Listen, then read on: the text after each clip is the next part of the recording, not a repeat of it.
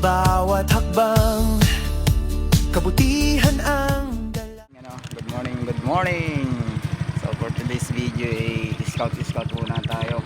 Wala pa akong pang-ayuda ngayon sa ating bagong unit na service.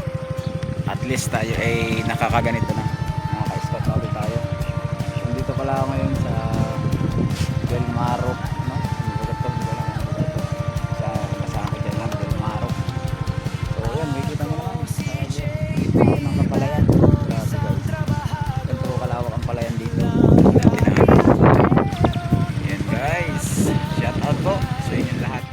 Hindi lang ho doon sa Mindanao mataas ang bundok, pati dito sa Luzon na yan. Ang langit ay ko na kita ng sa ibabaw ng bundok pag kay ko na.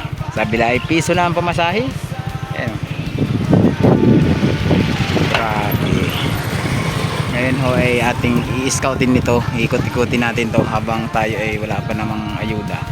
At least meron na tayong mga target pupuntahan, di ba? Ecotourism tinatawag nila.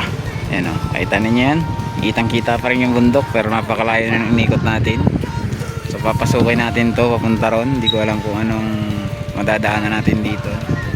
So itong daang ito ay pupunta hong Batangas, San Juan, Batangas. Ayan ho, yan ho yung bagong bukas na ecotourism dito sa kanilang lugar, no? So pupuntahan natin mga idol. Baka sakali makakita tayo kahit homeless people dito na pwede nating matarget ngayon, no? Dahil wala po akong dalang ayuda.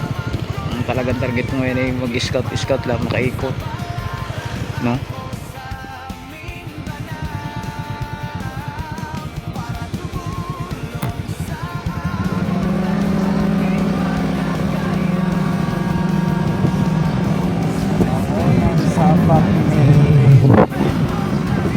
Sky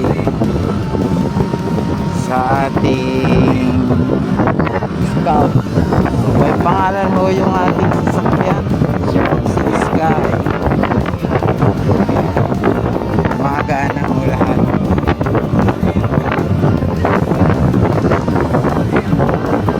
So dahan-dahan lang tayo dahil tayo ay hindi naman nagmamadali sa ating puntahan.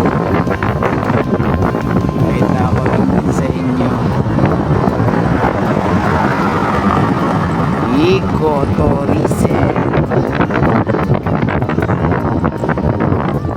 sa bahay. So kararating ko din lang, ikot tayo baka sakaling makakita tayo ng mga na vlog. So nakakita naman tayo ng scout.